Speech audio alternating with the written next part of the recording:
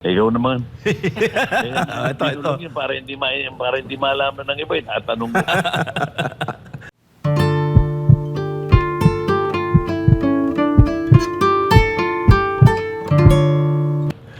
Kong, yung pong lumapit si VP sa inyo, ano bang binulong niya?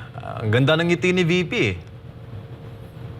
Ikaw naman. Ito. Yun, para hindi malaman ng iba, tatanong mo.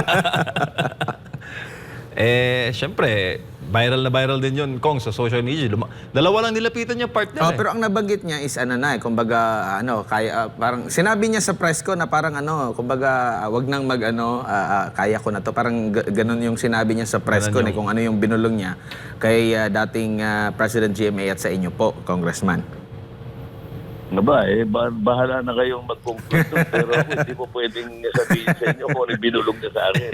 Kong, panghuli na lamang po, ano pong masasabi ninyo sa isa pong quote nabasa ko ito kanina sa Facebook eh. Sabi, "The only thing necessary for the triumph of evil is for good men to do nothing." Anong masasabi mo dyan, Kong? Mali yung pagka-quote mo. Hindi mali ba? Yun. Kay Edmund Burke yun eh. Edmund Burke. Yes, sir. The only thing necessary for evil to triumph is for good men to do nothing, sabi niya.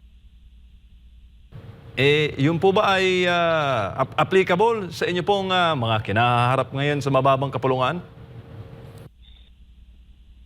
Hindi applicable sa akin yun. Tumayo nga ako eh. Ang ibig sabihin kung walang tumayo kahit isa, pwede sana nagtagumpay na yung gusto nilang mangyari. Ewan ko kung magtatagumpay sila o hindi. Pero habang nakapagsasalita ako, nakakatayo ako, sasabihin ko ang gusto ko sabihin. Opo. Congressman, sir, maraming salamat po sa inyong panahon. Naalala ko tuloy yung mga palatuntunan natin, parte yung point of order. Oo. Kasama si Congressman Mike Defensor. Lalo na magiging mas malawak pa si Congressman. Congressman, maraming salamat po sa ulitin. Ingat po kayo. Thank you, sir. Salamat po. Salamat po.